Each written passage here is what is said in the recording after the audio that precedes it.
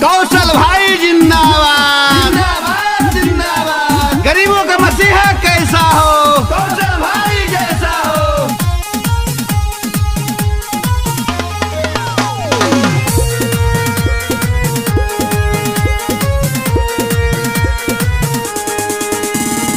अब नहीं चली मुखिया जी तोहर मर्जी, अब नहीं चली मुखिया जी तोहर मर्जी, अब नहीं चली मुखिया जी तोहर मर्जी।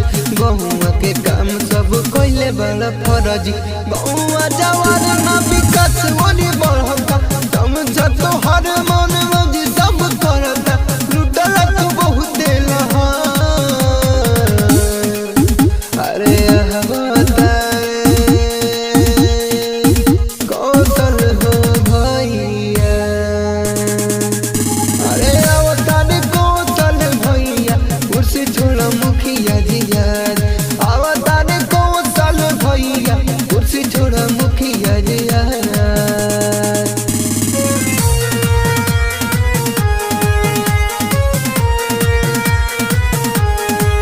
presented by Mahir Cement.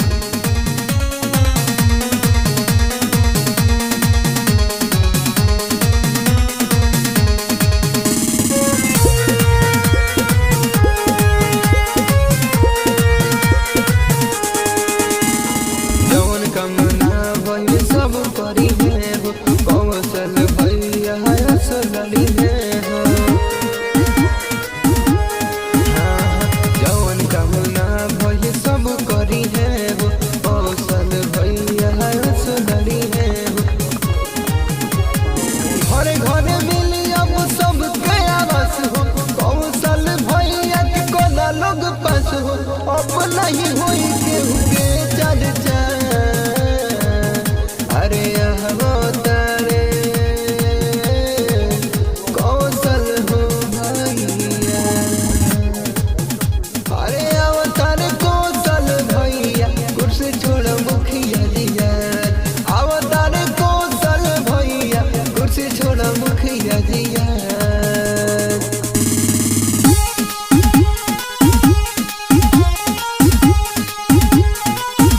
Presented by Mahir Cinema.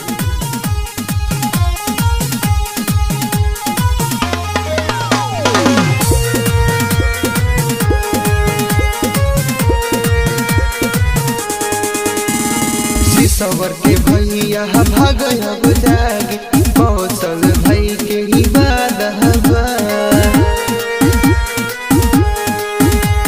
सिसवर के भैया भाग अब जागे, कौशल भैया के ही बाद हवा।